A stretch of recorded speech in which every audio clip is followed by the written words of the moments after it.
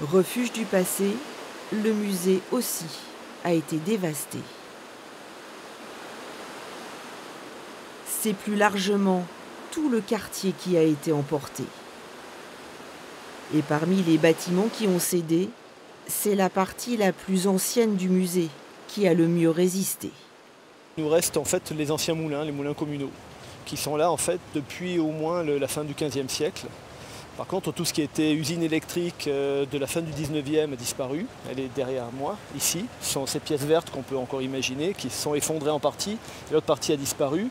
Et là où nous nous trouvons exactement, en fait, nous avions la salle d'exposition d'ethnologie, d'archéologie. Le musée du patrimoine allait fêter ses 40 ans. Une vie passée pour des passionnés comme Éric Gilly a collecté plus de 3000 objets que vous découvrez sur ces images d'archives. Des collections dont il ne reste presque plus rien. A notamment disparu cette pierre de Saint-Nicolas, morceau d'autel de l'église du même nom, une pièce d'une tonne vieille d'au moins 1000 ans, inestimable. C'était une des premières pièces que j'ai essayé de retrouver, en imaginant quand même que, vu sa taille, son poids, elle ait pu rester à proximité. Malheureusement, dans le lit actuel, il est impossible de la retrouver.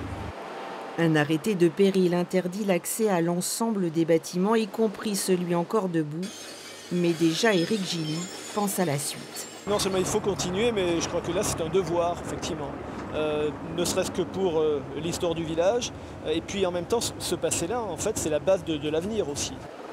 Il faudra bien sûr effacer les mauvais souvenirs, mais conserver la mémoire de ce territoire. Le musée revivra ailleurs et y contribuera.